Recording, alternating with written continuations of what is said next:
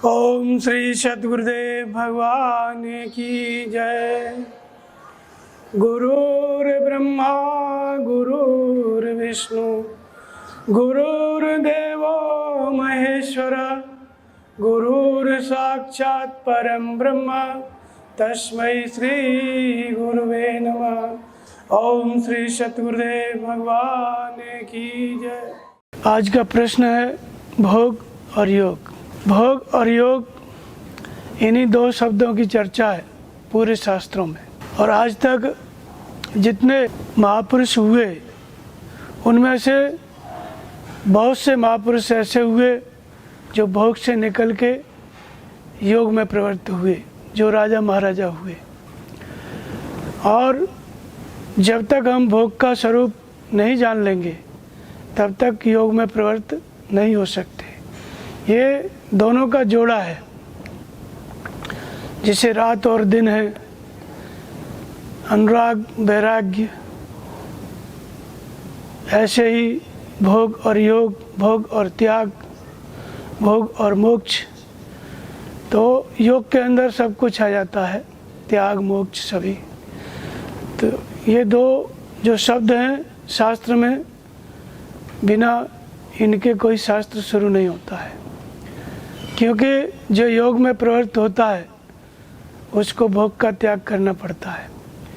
तो जिसका त्याग करना है उसको समझना भी पड़ता है, उसी से लड़ना पड़ता है और उसी से निकल के योग में प्रवृत्त होना पड़ता है। भोग का अर्थ होता है भव की तरफ गमन। योग का मतलब अर्थ होता है योग माने परमात्मा, वह परमात्मा, उस परमात्मा की तरफ गमन, परमात्मा की तरफ चलना। ये क्या है? योग है। और भव की तरफ चलना, संसार की तरफ चलना, ये योग है। तो इसलिए इन्हीं दो शब्दों में जितने भी शास्त्र हैं, गीता है, रामायण है और भागवत है, योग दर्शन है, सब में इनकी चर्चा हुई है। एक कहानी है भोग से संबंधित, क्योंकि भोग ही प्रमुख केंद्रीय विषय है। इससे निकल के योग में प्रवृत्त होना, योग को संक्षिप्त में बताएंगे, भोग को विस्तार पूर्वक। तो इसलिए एक कहानी है पुराणों में, महाभारत में। तो एक राजा हुए ययाति राजा हुए, तो बहुत ही प्रभावकारी थे। उनकी दो पत्नियां थीं, उनसे पुत्र भी हुए, एक सर्वनिष्ठा, एक देवयानी। देवयानी को 3 पुत्र थे, सर्वनिष्ठा को 2। तो ययाति की जब काफ़ी उम्र हो गई, मरने का समय आया, तो ययाति ने कहा, जब मरने का समय आया तो मृत्यु आई, यमराज आए। उन्होंने कहा कि राजन, तुम्हारा समय पूरा हुआ, अब इस धरती को छोड़ो और चलो हमारे साथ। तो ययाति बहुत चिंतित हो गए, घबरा गए। उन्होंने कहा कि मैंने तो कुछ देखा ही नहीं, मैंने कुछ भोगा ही नहीं, संसार में मैं आया, मैं कुछ जान ही नहीं पाया। अभी तो मुझे सब कुछ देखना बाकी है, सब कुछ भोगना बाकी है, कोई भी सुख का भोग नहीं कर पाया। तो यमराज ने कहा, मृत्यु ने कहा कि देखो समय आ गया है, हम बिना लिए नहीं जाएंगे। तुम अगर नहीं जाना चाहो तो तुम्हारे स्थान पे कोई तुम्हारा पुत्र यदि तुम्हें जवानी दे दे तो तुम जीवित हो जाओगे, जवान हो जाओगे, और उसको लेके हम जाएंगे। तो ययाति के जो पुत्र थे उनमें से जो एक पुत्र था जो सबसे छोटा था, जिसका नाम पुरु था, पुरु तैयार हुआ अपनी जवानी देने के लिए। तो मृत्यु ने कहा, एक बार विचार कर लो, तुम क्यों दे रहे हो? पहले उन्होंने, ययाति ने जितने भी लड़के थे उनको 100 लड़के थे, तो 100 लड़के थे तो सबसे बड़ा लड़का 80 साल का था, फिर उसके बाद वाला 70, 75 ऐसे करके लास्ट का जो लड़का था पुरु, वो 20 साल का था। तो सबसे बड़े लड़के से पूछा कि तुम दोगे? तो उसने कहा कि जब तुम नहीं तृप्त हो पाए तो हम भी कैसे तृप्त हो सकते हैं, इसलिए हम नहीं देंगे। सारे लड़कों ने मना कर दिया। फिर अंत में जो पुरु थे 20 साल के, उन्होंने जवानी दी और फिर ययाति जवान हो गए। फिर विवाह किए, अनेकों रानियां हुई, फिर 100 पुत्र हुए। और जब पूरा समय हो गया, 100 वर्ष की आयु हो गई, तब फिर आए यमराज कि चलो। तब ययाति ने फिर कहा कि अभी तो मैंने कुछ नहीं देखा है, अभी मैं और कुछ देखना चाहता हूँ, अभी पूरी तरह से संसार को भोगा नहीं है। फिर वही हुआ, फिर जो सबसे छोटा लड़का था उसने फिर उनको जवानी दी। इस तरह से 10 बार ययाति जवानी लिए, लेकिन इसके बाद भी वो तृप्त नहीं हो सके भोगों से। और अंत में यमराज आए कि बहुत हो गया, अब तो चलना ही पड़ेगा। तो ययाति ने भी कहा, उनको भी भोगों से वैराग्य हो गया और कहा अपने पुत्र को बुला के उसकी जवानी लौटा दी और फिर वन को जाने के लिए, तपस्या के लिए तैयार हो गए। फिर कहा कि भोगो न भोक्ता वयमेव भोगो, हमने भोगों को कभी नहीं भोगा, इतनी बार हमने भोगा लेकिन भोगों को नहीं भोग सके, बल्कि भोगों ने ही हमको भोग डाला। तृष्णा न जीर्णो वयमेव जीर्ण, तृष्णा जीर्ण नहीं हुई, हम ही जीर्ण हो गए। इस तरह से उन्होंने बताया कि तृष्णा समाप्त नहीं हुई, बल्कि हम ही समाप्त हो गए। और भोग को हम नहीं भोग पाए, बल्कि हम ही भोगते भोगते भोगों ने ही हमको भोग डाला। तो इस तरह से फिर भोगों से वैराग्य हुआ उनको। तो ये कहानी भी प्रत्येक व्यक्ति की है, इसमें भी भोग और योग छिपा हुआ है। हर व्यक्ति के अंदर ये इच्छा बनी रहती है। कौन सी इच्छा? कि संसार में हम बने रहें, कभी मरे ना। तो क्यों बने रहने की इच्छा रहती है? भोग भोगने की के लिए, इच्छाओं की पूर्ति के लिए। तो जो सदा बने रहने की इच्छा है, इसी को कहते हैं ययाति। ययाति माने याचना। जब यमराज आए तो वो याचना करने लग गए कि अभी मैंने कुछ नहीं देखा है और रुकूंगा। तो ये प्रत्येक जीवात्मा की, प्रत्येक व्यक्ति की कहानी है। हर व्यक्ति के अंदर सदा बने रहने की इच्छा रहती है। वो कभी मरना नहीं चाहता है, वो तो मृत्यु आ जाती है तो मरना पड़ता है, लेकिन इच्छा बने रहने की सदा रहती है। तो जो सदा बने रहने की इच्छा है वो ययाति है। सदा बने रहने की इच्छा ययाति है। और किस लिए बने रहना है? इच्छाओं की पूर्ति, जो भोग की पूर्ति के लिए पूर्ति करने वाली जो वृत्ति है, जिसके लिए हमको बार बार जन्म लेना पड़ता है, उसको कहते हैं पुरु। पुरु का मतलब पूर्ति, पूर्ति करने वाली वृत्ति। तो पूर्ति करने की इच्छा रहती, इच्छाओं की पूर्ति की इच्छाएं कैसे पूरी हों, उसके लिए जन्म लेना पड़ेगा। तो इसलिए ययाति ने अपना जवानी दी। जवानी तब आती है जब कोई जन्म लेता है, तब जाकर के युवा होता है। तो जवानी देने का ये अर्थ नहीं है कि ययाति को जो है पुरु ने जवानी दे दी, फिर पुरु बूढ़े हो गए। ऐसा संसार में नहीं हो सकता है, ये एक कथानक है। तो इसलिए कहानियों में क्या होता है? सत्य होता है। वे दिखती हैं कि काल्पनिक हैं, लेकिन उनके अंदर जो होती है वो सच्चाई होती है, अध्यात्म होता है। तो जब हमको बना रहना है, तो क्यों बना रहना है? इच्छाओं की पूर्ति करना है। तो इच्छाओं की पूर्ति करने वाली जो वृत्ति है वो क्या है? वो पुरु है। और इच्छाओं की पूर्ति के लिए हमें करना क्या होगा? जवान होना पड़ेगा, फिर से जन्म लेना पड़ेगा। तो इसलिए उसने जवानी दी, अर्थात वो हमारा लक्ष्य है। पुरु ययाति के लड़के थे, तो ययाति का जिसके अंदर बने रहने की इच्छा है, उसका लक्ष्य क्या है? उसका लड़का क्या है? पुरु, अर्थात इच्छाओं की पूर्ति। तो इच्छाओं की पूर्ति दो ही तरह से हो सकती है, या तो उनको शरीर से जन्म लो, फिर जवान होकर उनको भोगो, और या फिर उनका त्याग करो, भजन करो, साधना करो। त्याग हो जाता है तो भी पूर्ति हो जाती है, और त्याग नहीं होता है तो जन्म लेते रहो, भोगते रहो, फिर जन्म लेते रहो, फिर भोगते रहो। इसलिए 10 बार वो यमराज आए, मृत्यु आई, लेकिन ये याति तृप्त नहीं हुए। और ऐसी स्थिति प्रत्येक व्यक्ति की है। 10 बार का मतलब होता है 1000 वर्ष तक जिंदा रहे। 1000 वर्ष तक जिंदा कोई नहीं रहेगा, कोई नहीं रह सकता है। जब तक 10 इंद्रियों की हजारों प्रवृत्तियां हैं, जब तक इनमें वैराग्य नहीं हो जाता, तब तक उसको इस धरती पर जन्म लेना पड़ता है और इच्छाओं की पूर्ति करता रहता है अलग अलग शरीरों में। हर शरीर में जवानी आती है, फिर उन्हीं इच्छाओं की पूर्ति करता है, फिर मरता है, फिर जन्म लेता है। तो ये जो इच्छाओं की पूर्ति करने वाली वृत्ति है, ये पुरु है। इसी के कारण इच्छाओं की पूर्ति के लिए ही हम बार बार फिर जन्म लेते हैं। तो इसलिए पुरु ने जवानी दिया। और जन्म लेने का मतलब है इच्छाओं की पूर्ति क्यों करना चाहते हैं? क्योंकि हम बने रहना चाहते हैं। प्रत्येक जीव यहाँ बने रहना चाहता है। वो मर जाता है लेकिन मरना नहीं चाहता है। तो इस तरह से ये आंतरिक कहानी है। तो 10 इंद्रियों की हजारों प्रवृत्तियाँ हैं विषयोन्मुखी। जब तक विषयों की पूर्ति के लिए जीव बार बार जन्म लेता है, फिर बार बार मरता है इन विषयों को भोगने के लिए, और फिर भी अंत में भी ये याति तृप्त नहीं हुए। फिर उनको वैराग्य लेना पड़ा भोगों से, जवानी वापस करनी पड़ी अपने पुत्र को।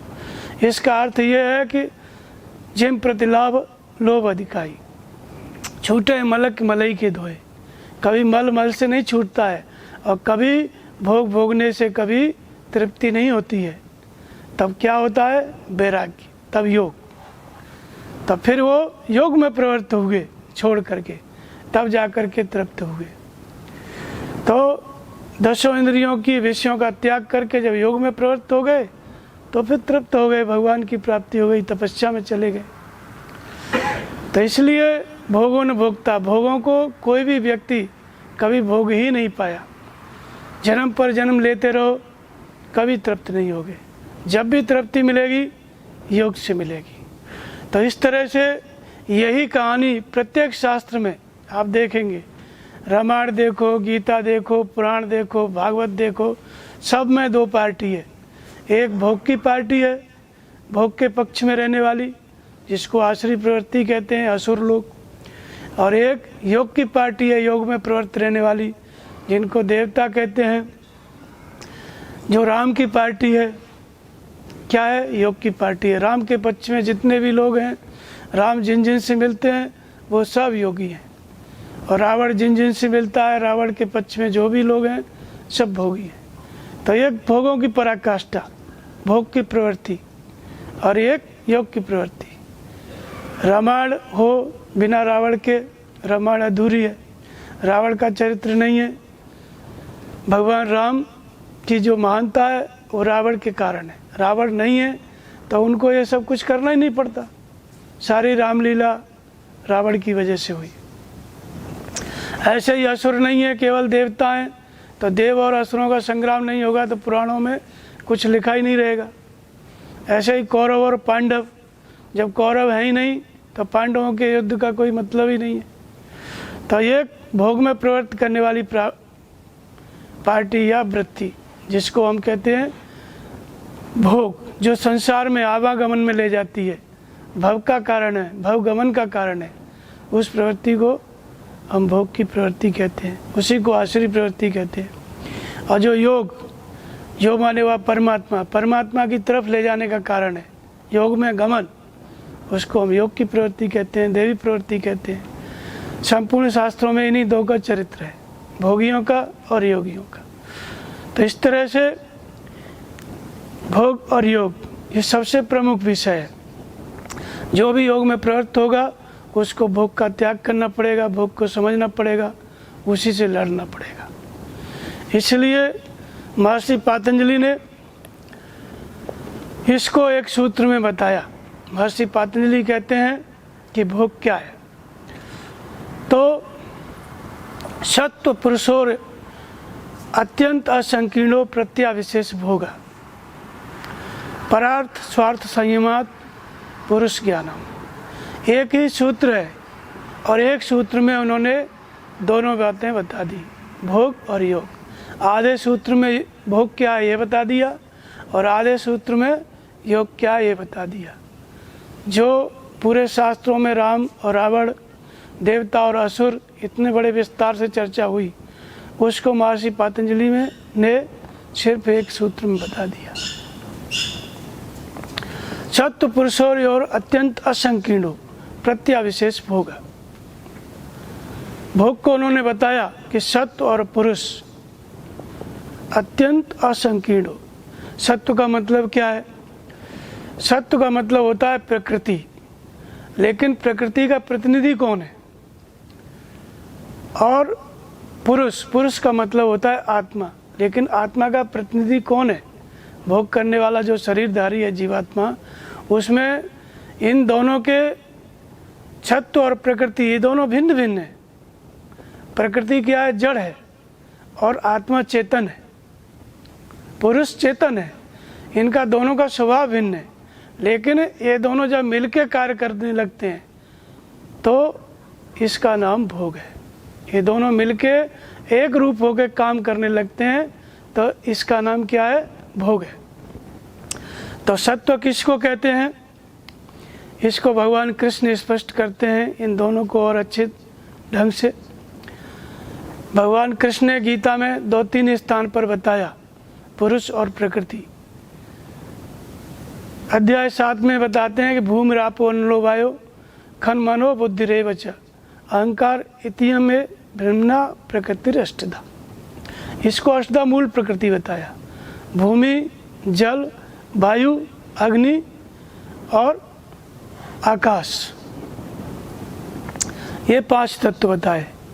भूमि रापी अनलो वायु खन मनोबुद्धि रेवच, और मन बुद्धि अहंकार, ये 3 और 5 तत्व, जल, अग्नि, वायु, आकाश और पृथ्वी, 5 तत्व और मन बुद्धि अहंकार। इसको क्या कहा गया? ये अष्टधा मूल प्रकृति है। और अपरे यम तस्तुन्याम प्रकृतिम विद्य में पराम जीव भूता महाबाहो येदम धार्यते जगत। दूसरी को क्या कहा? परा प्रकृति कहा। तो जिसको अव्यक्त कहा, परा प्रकृति कहा, उसी को पुरुष कहा जाता है, उसी को जीवात्मा कहा जाता है। और इसका प्रतिनिधि कौन है? इसका प्रतिनिधि होता है चित्त हमारे शरीर में। और सत्व जो प्रकृति है उसका प्रतिनिधि कौन है इस शरीर में? तो 5 तत्व मन बुद्धि अहंकार। ये 5 तत्व मन बुद्धि अहंकार अष्टधा मूल प्रकृति, इसको सत्व कहा गया, इसको महत कहा गया, इसी को महत कहा गया, इसी को प्रकृति कहा गया, इसी को सत्व कहा गया। और ये इसका प्रतिनिधित्व कौन करता है? बुद्धि। तो सत्व का मतलब होता है बुद्धि में प्रसारित प्रकृति, बुद्धि में प्रसारित प्रकृति। अब जैसे 5 तत्व हैं मन बुद्धि अहंकार, तो इसका जो प्रतिनिधित्व है 5 तत्वों का, मन का और अहंकार का, ये प्रमुख जो प्रतिनिधि है वो बुद्धि है। और उधर जो आत्मा है उसका प्रतिनिधि कौन है? उसको कहते हैं जीवात्मा, उसी को कहा गया है चित्त, उसी को परा प्रकृति कहा गया है।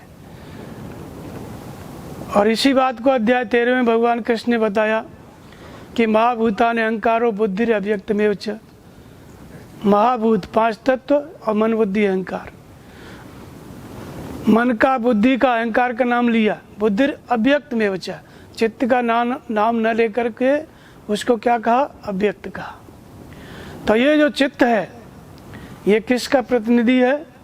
ये आत्मा का। इसी के अंतराल में आत्मा का प्रकाश पड़ता है। तो इन दोनों का मिलके कार्य करना ये क्या है? भोग है। इन दोनों का मिलके कार्य करना। इसी बात को भगवान कृष्ण ने कहा अध्याय 14 में कि अष्टधा मूल प्रकृति गर्भ को धारण करने वाली माता है और मैं ही चेतन रूपी बीज से पिता हूँ। तो ये जो चेतन रूपी बीज है, चेतन आत्मा, इसका बीज इस प्रकृति में डलता कैसे है? तो चित्त के माध्यम से। उसी को चित्त कहा गया, उसी को जीव कहा गया। तो इस अष्टधा मूल प्रकृति से जो चित्त का संयोग रहता है उसी को चित्त वृत्ति कहते हैं, उसी को भोग कहते हैं। दोनों मिलके काम करते हैं। अब ये मिलके कैसे काम करते हैं हमारे अंदर? तो सबसे पहले क्या होता है? शरीर रहता है। शरीर किससे? 5 तत्वों से निर्मित है। और शरीर से परे फिर क्या होती हैं? इंद्रियां। इंद्रियों से परे क्या होता है? मन। मन योजना बनाता है, इंद्रियों के विषय होते हैं। आँखें देखती है, कान शब्द सुनते हैं, त्वचा स्पर्श करती है। ये 5 ज्ञान इंद्रियां हैं। इनके क्या हैं? विषय हैं। तो मन क्या करता है? योजना बनाता है। और योजना जब बन जाती है तो बुद्धि निर्णय लेती है। अब बुद्धि निर्णय लेती है तब बुद्धि ने डिसीजन ले लिया। उसका चित्त का काम क्या है? जो निर्णय ले लिया उस में प्रवृत्त होना, उसका बार बार चिंतन करना। और इस तरह से इस अष्टधा मूल में जो चित्त फंसा रहता है, इसी को चित्त वृत्ति कहते हैं। चित्त का अष्टधा मूल में फंसना, इसको चित्त वृत्ति कहा गया। तो इस चित्त के अंतराल में क्या है? आत्मा का प्रकाश है, आत्मा का तेज है। हम बुद्धि हजारों प्रकार के निर्णय लेती है, लेकिन चित्त जिस कार्य में लग जाता है उसी में आत्मा का प्रकाश लगता है, वही कार्य पूरा होता है। तो ये जो चित्त है और चित्त की वृत्ति, चित्त की वृत्ति क्या है? अष्टधा मूल प्रकृति। और चित्त क्या है? जिसमें आत्मा का प्रकाश है। इन दोनों का मिलकर के काम करना भोग है, अर्थात भव में गमन का कारण है, जन्म मृत्यु का कारण है। तो ये दोनों मिलकर के कहाँ पे कार्य करते हैं? हमारे अंदर, हमारे अंदर कार्य करते हैं। कैसे? जैसे व्यक्ति जब से समझता है तब से वो विचार करता है, योजना बनाता है रोज, और उसमें से जो डिसीजन ले लेता है, जो निर्णय ले लेती है बुद्धि, उसी में चित्त क्या है? चिंतन करता है। और चिंतन करता है तो चित्त के चिंतन जिस विषय को लेके, जिस विचार में ये निमग्न हो जाएगा उसके तद्रूप हो जाता है। दूसरे विचार उस समय काम नहीं करते, जिसको लेके चिंतन कर रहा है उसी कार्य में लगा रहता है। उसी में, जैसे अब विद्यार्थी पढ़ता है तो अन्य विचार शांत रहेंगे। जब केवल वो पढ़ाई करेगा तो समग्रता से पढ़ने में लगा रहेगा, और पढ़ने में तल्लीनता से पढ़ रहा है तो दूसरी बातों का ध्यान नहीं रहेगा। जब हाथ से आप छुओगे तब पता चलेगा क्या हुआ। तो जिस वस्तु के प्रति, जिस विचार के प्रति ये चित्त तद्रूप हो जाता है, एक रूप हो जाता है, इसका जो एक रूप हो जाना है, इसी का नाम भोग है। और एक रूप हो जाता है तो होता क्या है? संस्कार बन जाता है जन्म मृत्यु का। जिसका चिंतन करके हमने छोड़ दिया, अब शरीर से तो बहुत कम काम कर पाता है आदमी। जैसे एक शरीर मिला तो पूरी ज़िंदगी में कोई एक ही काम कर पाएगा। जैसे किसी को डॉक्टर इंजीनियर बनना है, डॉक्टर बनना है, तो कोई एक काम कर पाएगा। सब कामों के बारे में सोचेगा, लेकिन चित्त किसी एक काम को पूरा कर पाएगा। और फिर अगर वो बीच में पढ़ाई छोड़ दिया, कहीं राजनीति में चला गया, दूसरे काम में, तो बीच में छोड़ना पड़ेगा, तब दूसरे काम में जाएगा। तो शरीर का क्या है? शरीर की अपेक्षा चित्त ज़्यादा चंचल है। चित्त जो है हजारों काम मन में अपने चिंतन करके छोड़ देता है, जिनको हम संस्कार कहते हैं। और शरीर से हम हजारों काम एक साथ नहीं कर सकते। शरीर का करने का एक ढंग है, निश्चित है, वो स्थिर है, ज़्यादा चंचल नहीं है। लेकिन चित्त 1000 गुना चंचल है। शरीर से आदमी एक काम करता है और चित्त में हजारों तरह के काम सोचता रहता है। तो जो सोचता रहता है वो सब क्या है? वो संस्कार है। और चित्त किसी भी एक विचार में लगातार नहीं रहता है। एक बार एक विचार किया, जो बुद्धि ने निर्णय लिया, चित्त ने चिंतन किया, चिंतन करके उसी में दिन भर नहीं रहेगा, छोड़ देगा। फिर दूसरा विचार करता है, फिर दूसरा चिंतन कर रहा है, और फिर तीसरा चिंतन किया, फिर चौथा चिंतन किया। ऐसे रोज का काम है। और चिंतन करते करते वो छोड़ता चला जा रहा है। ये जो छोड़ता चला जा रहा है, यही बीज है, शरीर के कारण है। ये शरीर के कारण क्यों हो जाते हैं? और जो शरीर के कारण है तो वही भोग है। शरीर मिलेगा तो जन्म है, मृत्यु है, दुख है, सुख है, सब कुछ है। तो ये क्यों है? क्योंकि इस चित्त के अंतराल में आत्मा का प्रकाश रहता है। चित्त के अंतराल में क्या रहता है? आत्मा का प्रकाश। इसलिए इसी चित्त को क्या कहते हैं? जीव कहते हैं। इसी चित्त को जीव कहा गया है। और इसी को उपनिषदों में सूर्य कहा गया है। चित्त को ही सूर्य कहा गया है। जैसे अब सूर्य होता है, तो ये जो पृथ्वी है ये घूम के सूर्य का चक्कर लगाती है। सूर्य के प्रकाश से ही इस पृथ्वी पे जितनी भी वनस्पतियाँ हैं उनमें ऊर्जा इकट्ठी होती है, पेड़ पौधे हैं बड़े होते हैं सूर्य के ही प्रकाश से। अगर सूर्य का प्रकाश ना मिले या सूर्य ठंडा हो जाए तो पृथ्वी पर पूरा जीवन ठंडा हो जाएगा। पृथ्वी पर रहने वाले लोगों का संबंध, जितने भी जीव हैं, पूरी पृथ्वी का संबंध क्या है? सूर्य से है। ये पृथ्वी सूर्य का हिस्सा है। ऐसे ही हमारे अंदर जो सूर्य है वो क्या है? वो चित्त है, उसी को जीव कहा गया है। तो इसमें क्या है? सूर्य का भी जो आत्मा है वो परमात्मा है। ऐसे ही चित्त के अंतराल में जो प्रकाश है, जो तेज है, उसी का नाम परमात्मा है। इसलिए चित्त जिस विचार में लग जाता है उसमें हमारी आसक्ति हो जाती है, और आसक्ति हो जाती है तो उसकी पूर्ति के लिए हमको पैदा होना पड़ता है। और जब पैदा होते हैं तो फिर जब जन्म लोगे तो मरोगे भी, तो वो भी भोग है। अब बीच में दुख और सुख भी मिलेगा। इसलिए संपूर्ण भोगों का निर्माण कौन करता है? चित्त। लेकिन चित्त किसके द्वारा करता है? जो बुद्धि निर्णय लेती है। अब बुद्धि कब निर्णय लेती है? जब इंद्रियां देखती हैं। 5 तत्वों से निर्मित ये शरीर और इनके जो विषय हैं, रूप रस शब्द स्पर्श और गंध, जब इनको आंखें देखती हैं तब बुद्धि डिसीजन लेती है। तब उसकी पूर्ति के लिए चित्त चिंतन करता है। तो चिंतन करता है तो एक कार्य को ही एक जन्म में पूरा कर पाएगा, 2-4 कार्य कर ले। लेकिन निर्णय बुद्धि हजारों प्रकार के लेती है, ये करना है वो करना है, काम पूरा एक भी नहीं होता है। तो जो काम अधूरे हैं उनको पूरा तो करना ही है, तो फिर पैदा होना पड़ता है। पूरा करना है तो पैदा होना पड़ता है। तो इस तरह से व्यक्ति के अंदर ये प्रक्रिया निरंतर चलती है। रोज मन योजना बनाएगा, रोज बुद्धि निर्णय लेगी और रोज चित्त चिंतन करेगा। लेकिन जिस विचार को, जिस इच्छा को पूरा करने के लिए निरंतर चल रहा है चित्त, सिर्फ पूर्ति उसी एक की होगी, लेकिन और 1000 प्रकार के निर्णय बुद्धि लेगी और 1000 प्रकार का चिंतन करके वो छोड़ देगा। और वो जो छोड़ दिया एक विचार छोड़ा, फिर उसमें से दूसरे विचार में आ गया चित्त। एक विचार छोड़ा, बुद्धि ने एक निर्णय लिया, चित्त ने थोड़ा चिंतन किया, छोड़ दिया। तो वो क्या है? उसमें जितनी देर तक चित्त ने चिंतन किया, जिस इच्छा की पूर्ति के लिए जिस विचार में वो निमग्न हुआ, तद्रूप हुआ, उस विचार में चित्त के द्वारा चिंतन करने से आत्मा का तेज उसमें समाहित हो जाता है।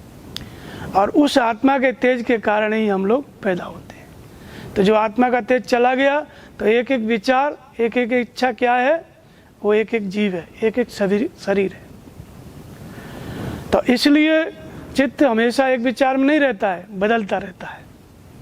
और इसलिए हम भी सदा एक शरीर में नहीं रहते, बदलते रहते हैं। जैसे चित्त एक विचार को छोड़ा कुछ देर तक और फिर दूसरे विचार में गया, फिर उसको छोड़ा तीसरे विचार में गया। ये अंदर जो प्रक्रिया चल रही है, एक विचार में चित्त गया और उसको छोड़ा, समझो एक जन्म और मृत्यु हो गया अंदर, ये भोग का संस्कार पड़ गया। फिर दूसरे विचार को ग्रहण किया, चिंतन किया, फिर उसको छोड़ा, तो ये दूसरा जन्म हो गया। फिर दूसरे विचार में चिंतन किया और फिर उसको छोड़ा, ये तीसरा जन्म हो गया। ऐसे दिन भर ये प्रक्रिया चलती रहती है और जीवन भर चलती है। और कार्य किसी एक ही कार्य में, कार्य एक ही कर रहा है व्यक्ति, लेकिन सोच रहा है हजारों। तो ये क्या है? ये भोग है। ये भोग के कारण, क्यों कि इसमें सत्व और पुरुष माने आत्मा चित्त के माध्यम से, जिसको जीव कहते हैं, और सत्व माने प्रकृति बुद्धि के माध्यम से, दोनों एक होके चलते हैं। बुद्धि ने डिसीजन लिया, चित्त चिंतन करने लगता है, फिर डिसीजन लिया, निर्णय लिया, फिर चिंतन करने लगता है। तो जिसमें चित्त जितनी देर तक रहा, समझो वो एक जन्म है, और छोड़ दिया तो मृत्यु हो गई। ये बीज हमारे अंदर अंतःकरण में ये पड़े रहते हैं। और इसीलिए हम लोग, जैसे चित्त एक विचार में नहीं रहता है सदा, वैसे ही हम भी एक शरीर में नहीं रहते हैं सदा। ये अंदर की प्रक्रिया का ही बाहर रूप है। बाहर शरीर धारण करना इसी अंदर की प्रक्रिया का रूप है। अंदर प्रक्रिया निरंतर चलती रहती है, जन्म मृत्यु की। चित्त के अंतराल में चिंतन करते रहते हैं और ये जो संस्कार बनते रहते हैं, और फिर हम बाहर जन्म लेते रहते हैं। बाहर आयु है 10-20 साल, 50 साल, फिर मर गया, फिर दूसरा शरीर धारण करो, ये भोग का स्वरूप है। तो इसलिए दूसरा शरीर धारण करो, ये दूसरा शरीर धारण करोगे तो फिर उसमें जन्म है, मृत्यु है, दुख है, सुख है। ते अहलाद प्रताप फला जाति आयुर्भ होगा, सत मूले तद विपाको जाति आयुर्भ होगा। जब तक मूल विद्यमान है, संस्कार विद्यमान है, चिंतन करके हमने छोड़ रखा है अंदर संस्कार, तब तक जन्म और आयु और दुख और सुख भोग मौजूद है एक एक संस्कार में। तो इसीलिए इसको ये भोग का स्वरूप है और यही स्वरूप बाहर प्रकट होता है।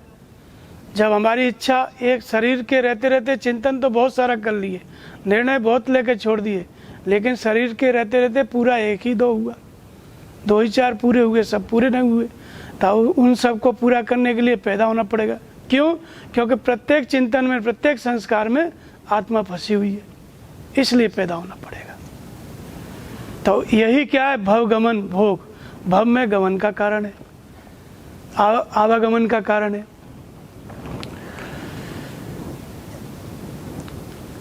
अब इसी को चित्त वृत्ति, इसी को कहते हैं कि प्रवृत्ति भेद प्रयोजकम चित्तम एकम अनेकेषाम्। यहाँ पे महर्षि पतंजलि कहते हैं कि अनेक प्रवृत्तियों को भेद कर जो एक निश्चित लक्ष्य में स्थिर करता है, वो चित्त क्या होता है? वो एक ही होता है। चित्त की प्रवृत्तियाँ अनेक हैं, क्लिष्ट और अक्लिष्ट।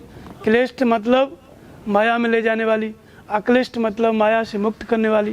क्लिष्ट माने देवी क्लिष्ट माने आश्री संपद, अक्लिष्ट माने देवी संपद। ये दो प्रकार की वृत्तियां हैं, दो रूप हैं, लेकिन आश्री संपत्ति भी अनंत है, क्लिष्ट वृत्तियां भी अनंत हैं। क्लेशों में फंसाने वाली भी वृत्तियां क्या है? अनंत है। और अक्लिष्ट प्रवृत्ति भी अनंत है, देवी प्रवृत्ति भी। तो कहते हैं प्रवृत्ति भेद प्रयोजकम चित्तम एकम अनेकेषाम्। चित्त की अनेक प्रवृत्तियों को भेद कर, तोड़ कर, काट कर स्थिर करने वाला जो चित्त होता है वो एक चित्त होता है। और वो एक कौन सा चित्त होता है? वो ईश्वर के प्रति समर्पित चित्त होता है। अब जो मूल चित्त है जिसमें आत्मा का प्रकाश है वो एक ही होता है। तो जो अनेक अनेक विचारों में फंसा रहता है वो क्या है? वो उसका नकली रूप है, उसी को चित्त वृत्ति कहते हैं। वृत्ति का मतलब घेरा, जैसे गणित में पढ़ाया जाता है ना, वृत्त। वृत्त एक घेरा होता है, शून्य देखा होगा, और वो वृत्त क्या है? वही वृत्ति है, एक घेरा। तो एक घेरा का मतलब आप घिर गए। किस में गिर गया चित्त? अष्टधा मूल प्रकृति में। बुद्धि ने, मन ने योजना बनाई, बुद्धि ने निर्णय लिया और चित्त उसका चिंतन करके फंस गया। किस विषय में योजना बनाई?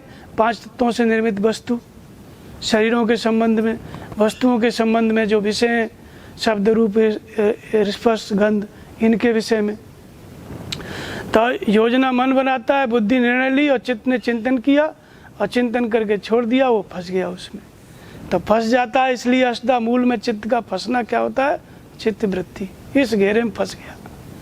अब ये फंस गया तो कैसे निकलेगा? इसको जन्म लेना पड़ेगा, फिर मरना पड़ेगा, बीच में दुख सुख भोगना पड़ेगा, क्योंकि वो आत्मा उसमें फंस गई, आत्मा का तेज चला गया। और आत्मा कब मुक्त होगी? जब योग में प्रवृत्त होगा तब।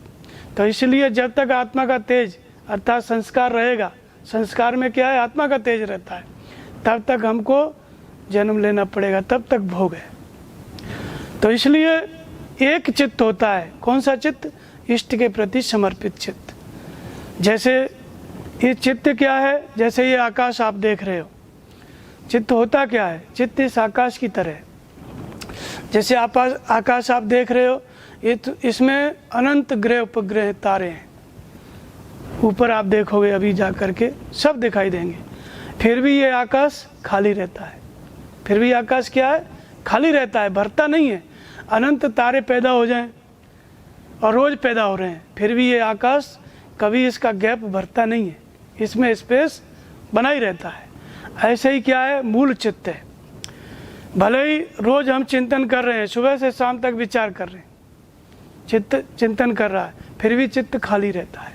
फिर भी क्या है? चित्त खाली रहता है, इसमें रिक्त स्थान रहता है। जो मूल चित्त है, जो बीज चित्त है, सबसे प्रमुख चित्त है।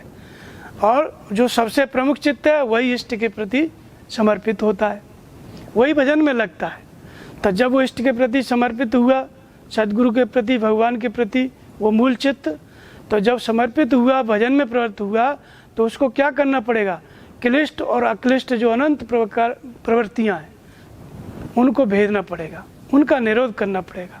तो प्रवृत्ति भेदे प्रयोजकम चित्तम एकम अनेकेशा। जो अनंत प्रवृत्तियों में बिखरा हुआ चित्त है, वो अनंत प्रवृत्तियों का निरोध करना इसी एक चित्त का काम है। कौन से चित्त का? जो भजन कर रहा है उस चित्त का, जो परमात्मा के प्रति समर्पित है उस चित्त का। जैसे आप लोग भजन करते हैं, तो भजन करते होंगे तो बैठते हैं तो मन नहीं लगता है, अर्थात चित्त नहीं लगता है, तो क्या करते हैं? सब विचारों को हटा करके फिर नाम जप में लगाते हैं। तो सब विचारों को हटा करके नाम के जप में लगाने वाला जो चित्त है वही मूल चित्त है। और जो मूल चित्त है वो कैसा है? वो आकाश की तरह है। उसमें चाहे जितने संस्कार बन जाए, चाहे जितना विचार कर ले, दिन भर सोचे, और जन्मों जन्मों से हम सोचते चले आ रहे हैं, फिर भी वो ऐसे बजता नहीं है, फंसता नहीं है कि एकदम जाम हो गया, अब आगे सोचने की क्षमता नहीं है। ऐसा नहीं होता है। चाहे हजारों बार आप सोचो, दिन भर सोचो, फिर भी वो संकल्प करने की क्षमता, उसमें चिंतन करने की क्षमता बनी रहती है। वो खाली रहता है, कभी भरता नहीं है, जैसे आकाश है। तो वो क्या है? वो मूल चित्त है। और बाकी ये सब क्या है? जो विचार करता है, ये चित्त की वृत्ति है। ये विचार कहाँ से पैदा हुआ? अष्टधा मूल प्रकृति में फंसा, इसलिए अष्टधा मूल प्रकृति में फंसना क्या है? वृत्ति हो गई, चित्त वृत्ति हो गई। और वो कै प्रकार की है? दो प्रकार की, दो रूप है, क्लिष्ट और अक्लिष्ट। एक संसार में फंसाने वाली, एक संसार से मुक्त करने वाली। तो ये अनंत प्रकार की जो प्रवृत्तियां, इनको भेदना और चित्त को स्थिर करना, ये काम किसका है? उस एक मूल चित्त का है। और वो मूल चित्त क्या है? वो परमात्मा के प्रति समर्पित है, लक्ष्य के प्रति समर्पित है। तभी अनंत वृत्तियों को भेद पाएगा। जब समर्पित नहीं है, योग में लगा हुआ नहीं है, तो अनंत प्रवृत्तियों को वो भेद ही नहीं सकता है। कौन सा चित्त भेद सकता है अनंत प्रवृत्तियों को? जो परमात्मा के प्रति समर्पित है। और जो समर्पित नहीं है, वो तो क्लिष्ट वृत्तियों में फंसा हुआ, वो कैसे भेदेगा? उसको पता ही नहीं चलेगा। ये सब क्या है? ये भोग का स्वरूप है।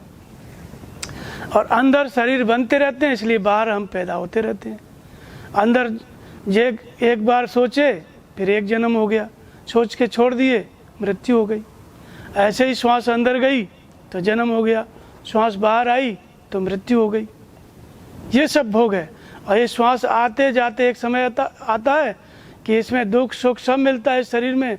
सांस आते जाते एक दिन बाहर की बाहर ही रह जाती है, खत्म, बाहर नहीं रह जाती। फिर वो दूसरे शरीर में प्रवेश करती है, फिर वहाँ वही आना जाना शुरू, श्वास का आना जाना, चित्त का चिंतन करना, फिर छोड़ना, दूसरे शरीर में भी वही प्रक्रिया शुरू। ये भोग का स्वरूप है। अब इस भोग से निकलने का उपाय क्या है? तो ये तो हो गया भोग का स्वरूप। इसमें भी बताया, ये तो पतंजलि में बता दिया, और गीता में बताते हैं कि यही संस्पर्श जब होगा, दुख होने एवते आदंतवंत कौनते न ते सुरमते बुधा। गीता में भी अर्जुन कहता है कि तीनों लोगों का राज्य मिल जाए, धन धान संपन्न पृथ्वी का भी राज्य मिल जाए, फिर भी मैं उस उपाय को नहीं देखता जो मेरे इंद्रियों को सुखाने वाले शोक को दूर कर सके। शोक बना हुआ है, अर्थात भोगने की इच्छा बनी है तो शोक बना हुआ है।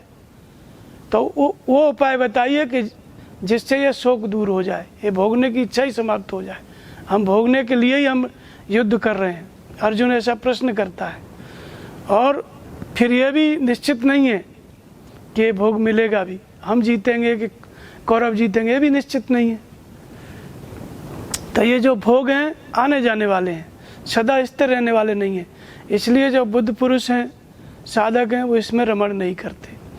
तो ये भोग पैदा कैसे होते हैं? ये संस्पर्श जब होगा, इंद्रियों का जब स्पर्श होता है अपने विषयों से, तो जब इंद्रियां अपने विषयों से स्पर्श करती हैं, जैसे आँख है, अपने विषय को देखा, इसने रूप को देखा, और फिर मन योजना बनाया, और फिर बुद्धि ने डिसीजन लिया, निर्णय लिया कि नहीं ये चाहिए, और फिर चित्त चिंतन में लग गया, उसका उपाय करने लग गया, फिर प्राप्त हो गई तो मैंने इसको प्राप्त किया, अहंकार, ये संस्कार बन गया।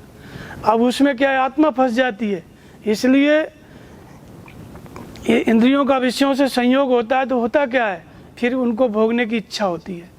फिर मिल गया आपको तो पूर्ति नहीं होगी, फिर और चाहिए, फिर और चाहिए, तो और चाहिए और चाहिए, ज़िंदगी भर तो भोगते रहते हैं, लेकिन इच्छाएं बनी रहती हैं, शरीर मर जाता है और चाहिए। अब शरीर तो है नहीं, और आपको चाहिए तो और पैदा होना पड़ेगा, ये हाथी की तरह, तब फिर और लो, फिर इस शरीर में लो, मनुष्य शरीर में लो, और मनुष्य शरीर नहीं मिला, ज़्यादा भोगों का चिंतन हो गया तो फिर पशु शरीर में भोगो, फिर गिरगिट शरीर में भोगो, चींटी कीट पतंग, फिर उसमें भोगो।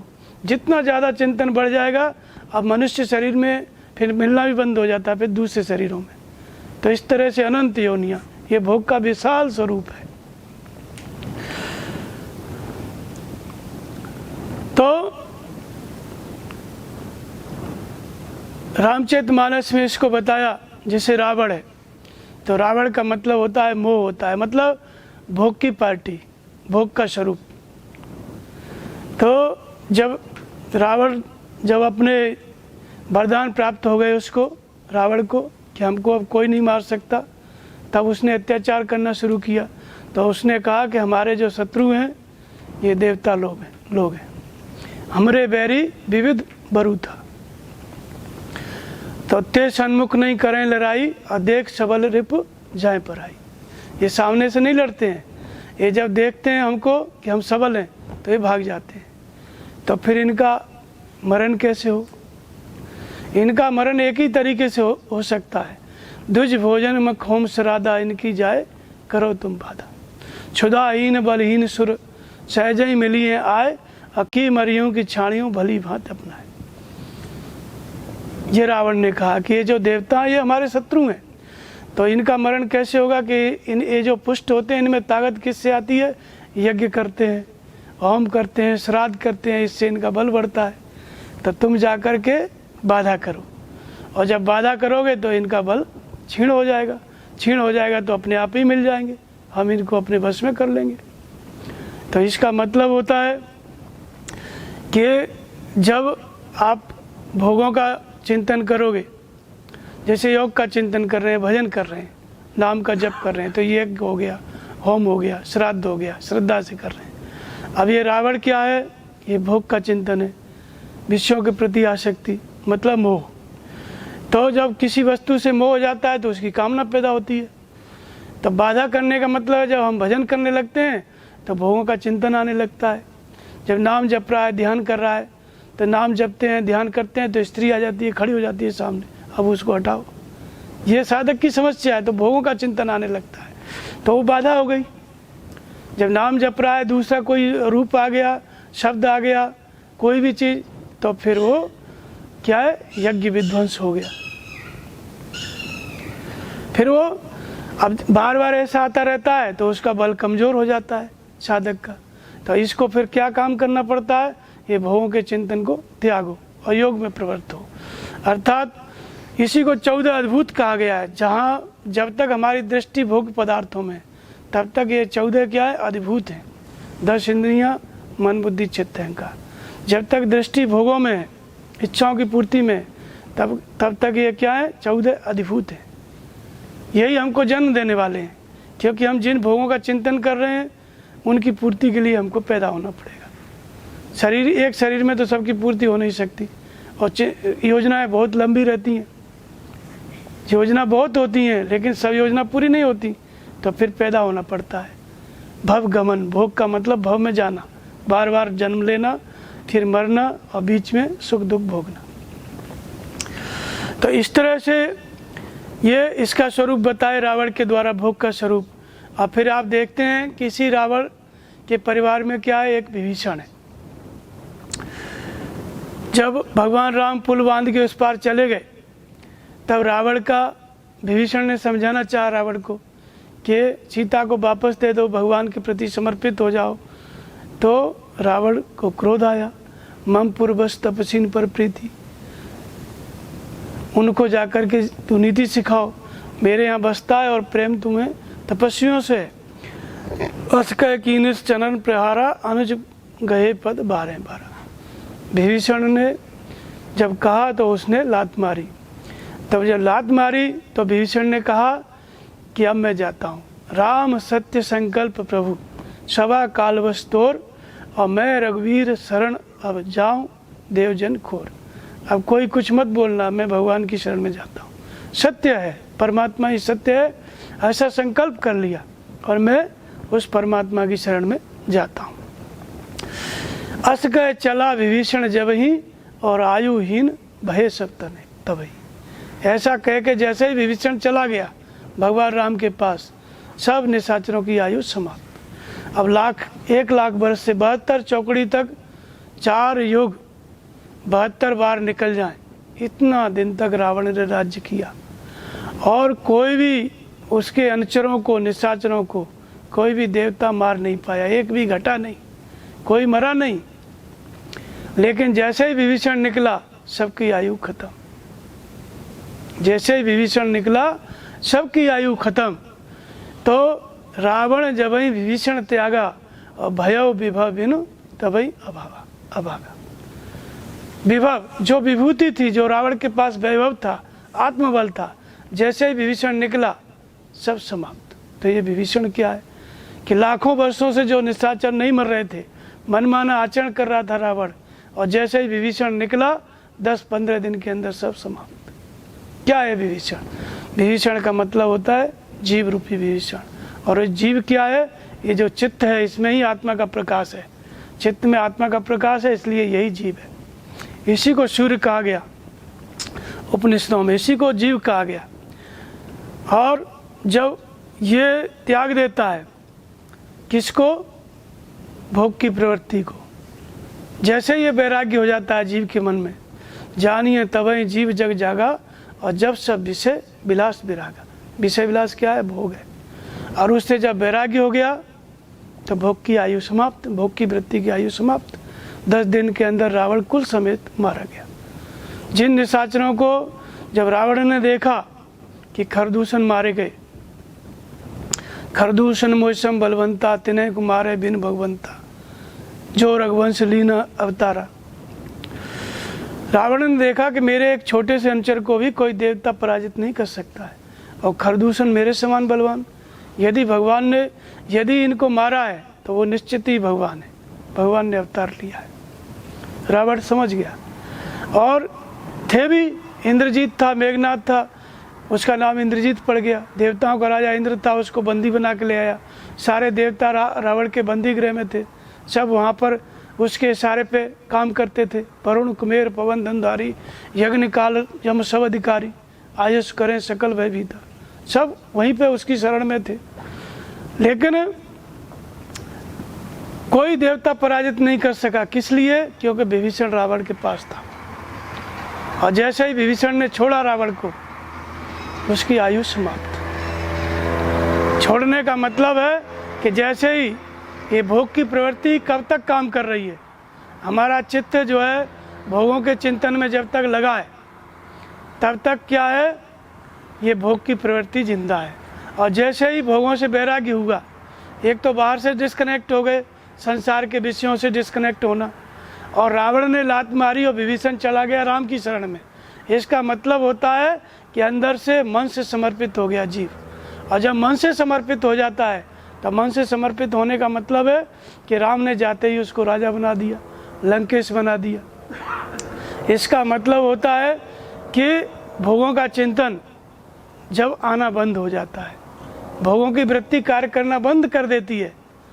कोई भी चित्त में विचार आया, इच्छा आई, चित्त उसको ग्रहण ही नहीं करता है, भजन में लग जाता है, तो उसकी आयु समाप्त।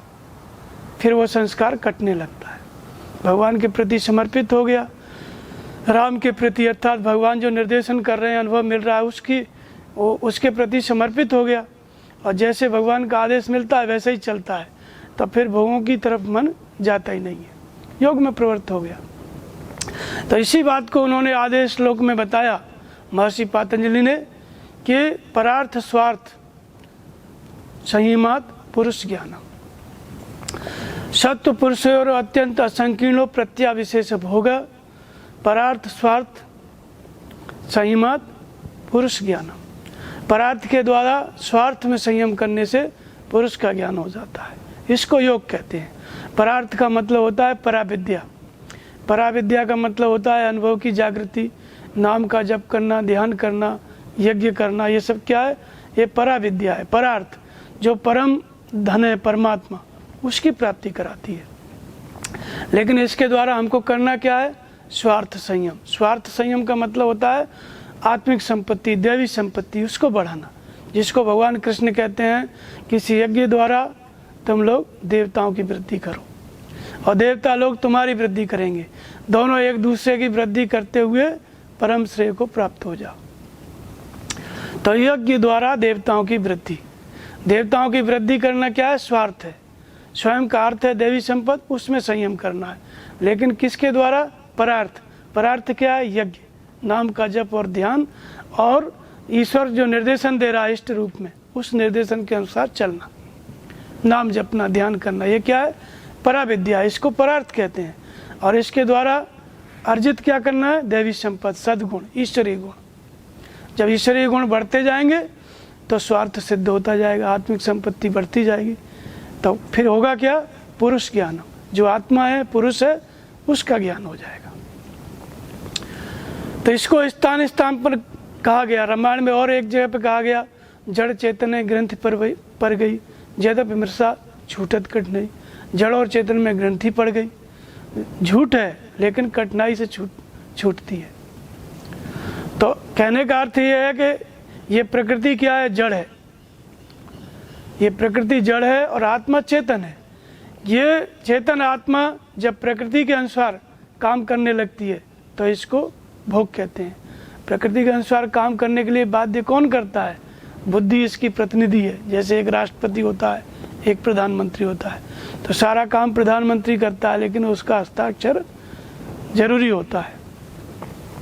तो बुद्धि हस्ताक्षर कर देती है, वो राष्ट्रपति की तरह साइन कर दिया कि ये निर्णय ले लिया, निर्णय लेके छोड़ दिया। अब चित्त चिंतन करता रहता है, वो अपना काम में लगा रहता है। ये चित्त बिजी रहता है क्योंकि हम निर्णय लेते हैं। एक निर्णय ले लिया, फिर चित्त बिजी रहेगा उसी में। तो वो प्रधानमंत्री की तरह है, वो सारा काम करेगा, और ये राष्ट्रपति की तरह साइन कर देती है। बुद्धि बस केवल डिसीजन ले लिया। तो इस तरह से इस बुद्धि जो जिसमें प्रकृति संचारित है, प्रकृति जिस बुद्धि में प्रवाहित है, उसी को हम सत्व कहते हैं। सत्व प्रकृति अत्यंत असंकीर्ण, ये भिन्न है। प्रकृति जड़ है और वो प्रकृति किस में संचारित है? बुद्धि में। बुद्धि निर्णय लेती है किसका? जड़ पदार्थ का, भोगने का। और आत्मा क्या है? चेतन है। लेकिन उस चेतन आत्मा का प्रतिबिंब कहाँ पड़ता है? चित्त में। ये चित्त क्या है? सूर्य की तरह। जैसे सूर्य में प्रकाश उत्पन्न होता रहता है सदा, बाहर जो सूर्य है प्रकाश सदा उत्पन्न होता रहता है। ऐसे ही इस चित्त के अंतराल में ऊर्जा किससे आती है? शक्ति किससे आती है? आत्मा से। आत्मा का प्रकाश चित्त में। इसलिए चित्त जिस विचार में जितनी देर तक रहेगा, वही कार्य जो है जल्दी पूरा होगा। और जैसे 1000 निर्णयों में से किसी एक निर्णय को व्यक्ति चुन लेता है तो जीवन भर चित्त उसी में लगा रहता है, वही काम पूरा होता है। सब नहीं होते।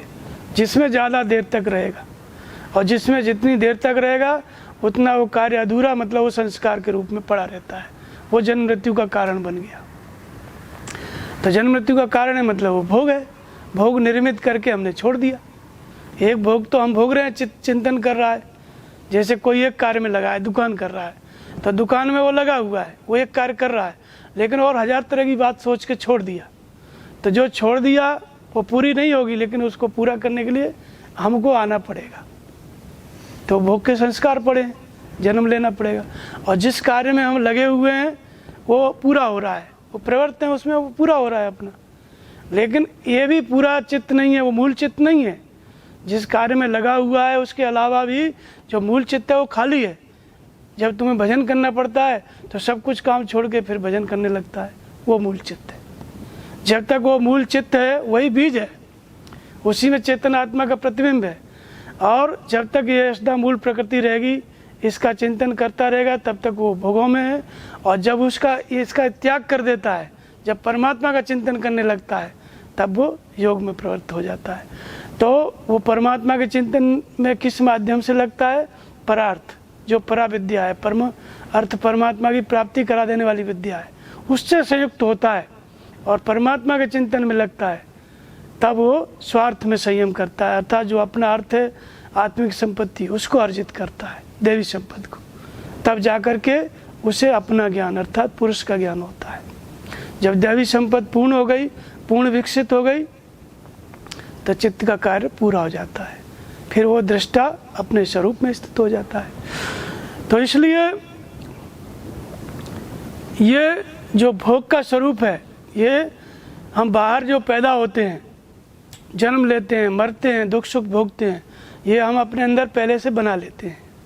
जब बना लेते हैं तो अपना भाग्य व्यक्ति क्या है, रोज लिख रहा है, और वो कहाँ पे लिखा जा रहा है, बुद्धि निर्णय ले रही है, चित्त चिंतन कर रहा है, मन योजना बना रहा है, वहाँ पे लिखा जा रहा है, वहाँ पे वो लिखा जा रहा है। आगे आने वाले शरीरों में वही घटना घटेगी, उसी संस्कार के अनुसार आपको करना पड़ेगा सब कुछ। तो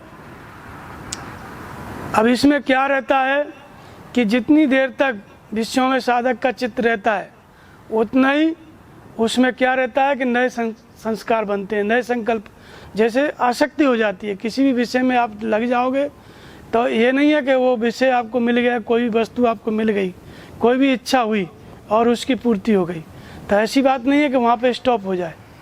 जैसे ही इच्छा पूरी होगी वैसे ही नई इच्छा पैदा हो जाएगी, और नई इच्छा पैदा हो जाएगी तो उसके लिए फिर वो चित्त फिर चिंतन करने लगेगा, सोचने लगेगी बुद्धि, फिर वही सब कुछ।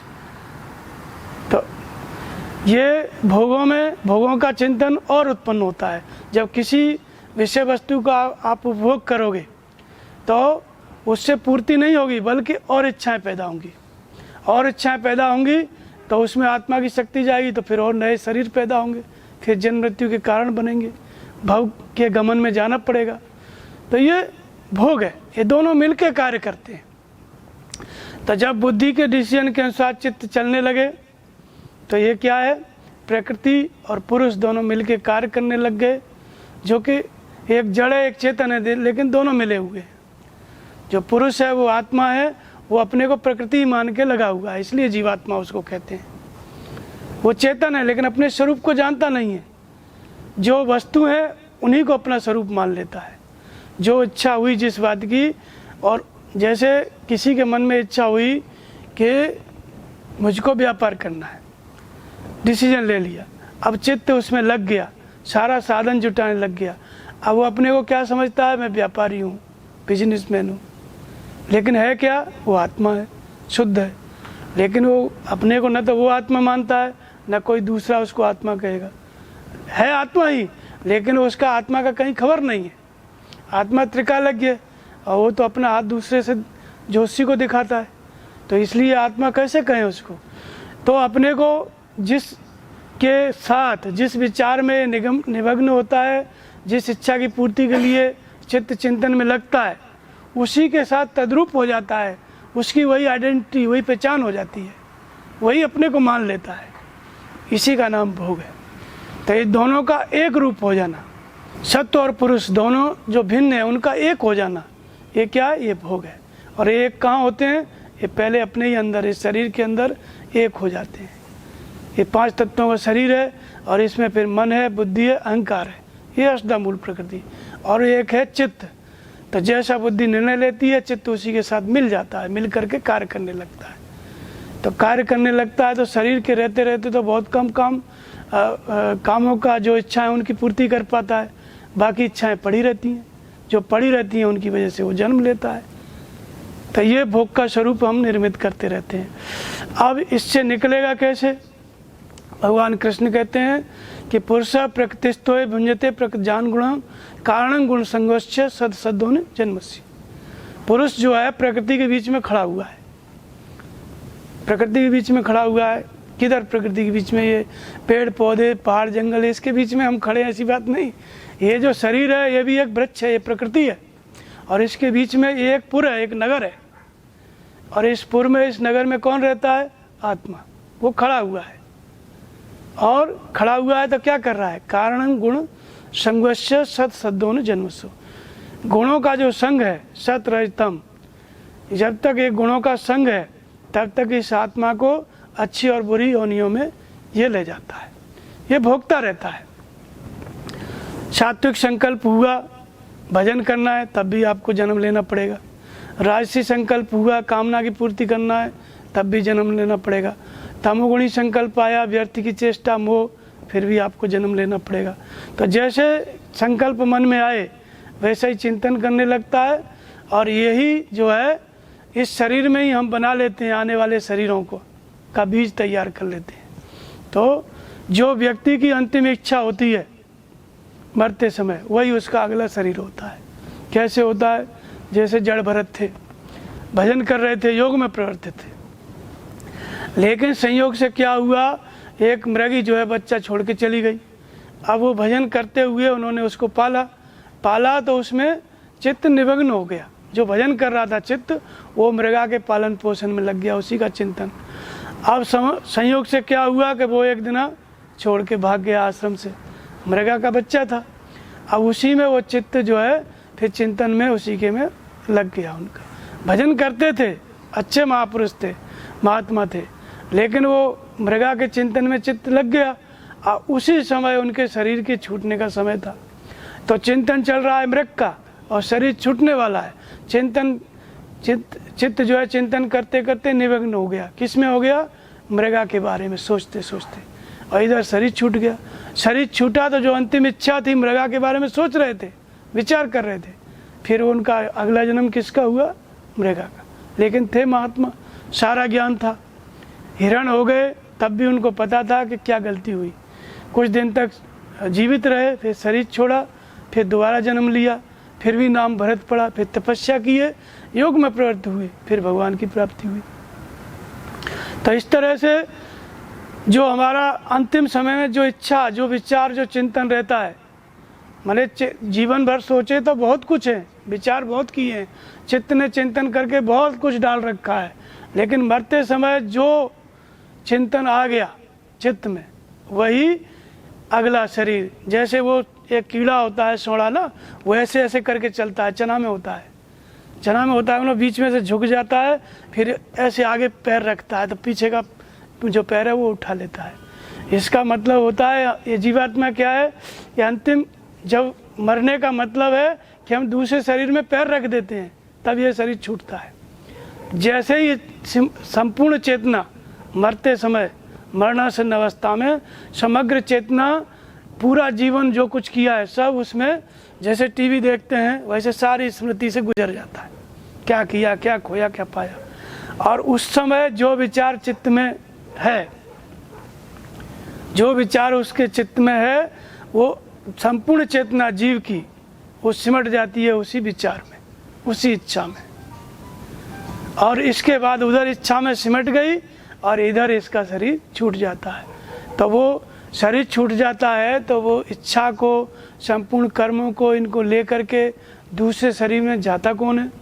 कौन सा शरीर है? कौन सा छूटता है, कौन सा जाता है? लोग कहते हैं आत्मा भटकती है। ये स्थूल शरीर छूट जाता है, और जो सूक्ष्म शरीर है वो जो है संपूर्ण क्रियाकलाप को लेकर के दूसरे शरीर में प्रवेश कर जाता है। अब वहाँ जा कर के फिर उन्हीं विषयों को भोगने लगता है, उसी इच्छा की पूर्ति के लिए फिर सारा उपक्रम करने लगता है जैसे जैसे बड़ा हो जाता है। इसी बात को भगवान कृष्ण कहते हैं कि ममे वांसो जीव लोके जीव भूता सनातना मन सष्टान इंद्रियाणी प्रकृति स्थानी कर्षति। ये जीव क्या है? मेरा विशुद्ध अंश है। कहते हैं स्थान स्थान पर उसी को परा प्रकृति कहा गया। उसी को कहते हैं कि असदा मूल प्रकृति माता है और मैं ही बीज रूप से पिता हूँ। तो वो बीज रूप पिता क्या है? वही जीवात्मा है। ये जो परा प्रकृति है इसी को चित्त कहा गया, अव्यक्त कहा गया, और ये जो अष्टा मूल प्रकृति है इसी में ये फंसा हुआ है। तो जैसे ही जन्म लेता है वहाँ पर नया शरीर, नया सब कुछ, फिर जो इच्छाएं उनकी अधूरी रह गई थी उन्हीं की पूर्ति के लिए सारा उपक्रम करना पड़ता है। इसको देखता कौन है? तो कहते हैं उत्क्रामंतम स्थितिम वापी भुंजा नाम बा गुणान्वितम विमूढ़ा नान पश्यंती ज्ञान चक्षुषा। शरीर को छोड़कर जाते हुए को, दूसरे शरीर को पकड़ते हुए को, दूसरे शरीर में जा कर के भली प्रकार विषयों को भोगते हुए को विमूढ़ा नान पश्यंती, मूढ़ लोग नहीं देखते, पश्यंती ज्ञान चक्षुषा, जो ज्ञान दृष्टि वाले हैं, त्रिकालज्ञ हैं, वो देखते हैं कि ये शरीर छोड़ा तो ये गया कहाँ, वो भली प्रकार देखते हैं उस शरीर में क्या कर रहा है। तो इसको ज्ञान दृष्टि वाले देखते हैं। अब परमहंस महाराज के जीवन की घटनाएं, बहुत सी घटनाएं। उनकी एक सुग्गी थी, उसको हमेशा वो अपना पाल रखी थी। सुग्गी, तोता होते हैं ना, सुग्गी। तो एक समय आया कि वो सुग्गी का शरीर छूटा, वो मर गई। उसके बाद परमहंस महाराज सोचे कि वो गई कहाँ, मेरे हाथ में रही, इस आश्रम में रही, क्या लाभ होता है महात्माओं के बीच में रहने का, पशु पक्षियों का। तो दिखाई पड़ा कि पास के गांव में एक पंडित के यहाँ उसकी बेटी के रूप में वो पैदा हुई है। उन्होंने देख लिया। फिर वो पंडित आश्रम आते जाते थे। पूछा, पंडित तेरे यहाँ लड़की है? बोले महाराज लड़के बहुत हैं लेकिन लड़की एक भी नहीं है। बोले लड़की पैदा हुई। और उसके बाद लड़की पैदा हुई, फिर उसके बाद वो बड़ी हुई, उसका विवाह होने वाला हुआ। तो वो पंडित आए परमहंस महाराज जी के पास, महाराज जी आपकी सुग्गी का विवाह है। परमहंस महाराज बोले कि हमारा संबंध तभी तक था, अब तुम देखो। तो उन्होंने देखा, तो जैसे मतलब जो पक्षी का शरीर था, अंतिम समय में अब वो आदमी के बीच में, महात्माओं के बीच में, तो उसका अगला जन्म मनुष्य का होगा। ये थोड़ी है कि हाथ लग गया तो सीधा मोक्ष हो जाए। उस पक्षी से मनुष्य हो गया, यही उसके लिए मोक्ष है, और क्या चाहिए। तो ऐसे ही ज्ञान दृष्टि वाले देखते हैं, और जिस शरीर में जाता है वहाँ पे वही दुख सुख भोगता है। छत मूले तद विपाको जाति आयरूप होगा, वही दुख सुख भोगता है। इस भोग से निकल करके जब योग में प्रवृत्त हो जाता है, जब योग को प्राप्त हो जाता है, तो योग क्या है? तम विद्या दुख संयोग वियोगम योग संगीतम सनिश्चय योगतव्यो योगो निर्विण चेत। संसार के संयोग वियोग से रहित जो परम सुख है अत्यंत, उसके मिलन का नाम क्या है? योग है। जब उसे प्राप्त हो गया तो फिर वहाँ पे भी एक प्रकार का भोग है। करें विविध विध भोग विलासा और गणन समेत बसें खिलासा। वो कौन सा भोग है? उसका मतलब होता है कि जिम सुख संपत्ति विनय बुलाएं, धर्मशील पर जाय सुहाएं, जिम सरता जल निधि में जाई, जद्दप ताए कामना नाई। ये महापुरुष की स्थिति है। और यहाँ जाकर के ही वो संपूर्ण वस्तुओं का उपभोग करते हैं, क्योंकि किसी भी वस्तु में आसक्ति नहीं है। शंकर जी कौन सा भोग विलास करेंगे? भगवान है। ये महापुरुष की स्थिति है। जब सिद्ध हो गए तो अपूर्यमाणम अचल प्रतिष्ठम। जैसे समुद्र में नदियाँ जाती हैं, समुद्र को जल की आवश्यकता नहीं है, ऐसे ही संपूर्ण विषय भोग महापुरुष की तरफ चलते हैं बड़े वेग से, लेकिन वहाँ उनको जरूरत ही नहीं है, इसलिए समाहित हो जाते हैं। तो वहाँ पे क्या है, जब महापुरुष हो गए तो वहाँ जो स्थिति प्राप्त होती है वो कौन सा भोग है? वो भगवान के द्वारा जो इच्छा करियो मन माही, हर प्रसाद कछु दुर्लभ नाही। सब इच्छाओं की, जिन इच्छाओं की पूर्ति के लिए वो संसार में जन्म ले रहा था, मर रहा था और पूर्ति नहीं हो रही थी, उन इच्छाओं को जब त्याग कर दिया, योग में प्रवृत्त हो गया, योग को प्राप्त हो गया, सारी इच्छाएं अपने आप पूरी होने लगती हैं। वही भोग आते हैं, क्योंकि उसको अब जरूरत नहीं है, वो परमात्मा की प्राप्ति कर ली, भोगों से कोई प्रयोजन नहीं है। तो इसलिए उस महापुरुष के पास भोग आते हैं और संपूर्ण विषय भोगों को भोगता है, लेकिन किसी में भी आसक्ति नहीं होती है। वो कैसे रहते हैं? कमलवत। अब सब चीज़ महापुरुष के लिए चढ़ाई जाती हैं, खाते हैं, पीते हैं, सब करते हैं, कोई मतलब नहीं है, कोई संस्कार नहीं पड़ते हैं। तो योग, इसलिए हमको योग में भोग से निकल के जाना है कि वहाँ जा कर के ये जो भोग भी आ जाएं तो हमको जन्म मृत्यु के चक्र में नहीं ले जा सकते। इसके पहले भोग जन्म मृत्यु का कारण है, फिर वही भोग जन्म मृत्यु का कारण नहीं रह जाता है, फिर ईश्वर का प्रसाद है, हर प्रसाद कछु दुर्लभ नहीं। तो इस तरह से। और दूसरा भोग कौन सा होता है? साधक के जीवन में भी एक भोग होता है कि जैसे दृश्य को बताया, भूत इंद्रियात्मक, प्रकाश क्रिया स्थितिशीलम। प्रकाश देना अर्थात मार्गदर्शन करना, ईश्वरीय मार्गदर्शन करना, क्रिया में प्रवृत्ति देना, भजन कराना, और स्थिति प्रदान करना। ये क्या है? ये दृश्य का स्वभाव है। प्रकाश क्रिया स्थितिशीलम भूत इंद्रियात्मकम भोग अपवर्गार्थम दृश्यम। जो पुरुष के लिए भोग और मुक्ति प्रदान करता है, ऐसा वह दृश्य है। तो यहाँ कौन सा भोग प्रदान कर रहा है? तो इष्ट संबंधी भोग, जिसमें गीता में भगवान कृष्ण कहते हैं कि इष्टान भोगाए वो देवा दास्यन्ते यज्ञ भावता, ये देवता तुम्हें इष्ट संबंधी भोगों की पूर्ति करेंगे। तो इष्ट संबंधी भोग क्या है? जैसे हमको भजन करना है तो हमको अनुराग की आवश्यकता है। आत्मा का भोजन क्या है? अनुराग, वैराग्य, त्याग। ये सब भोग क्या है? ये इष्ट संबंधी भोग हैं। और जो भजन में जो आनंद मिल रहा है, जो सुख मिल रहा है, वो भी भोग है। वो किसको मिल रहा है वो सुख? वो किसका भोग है?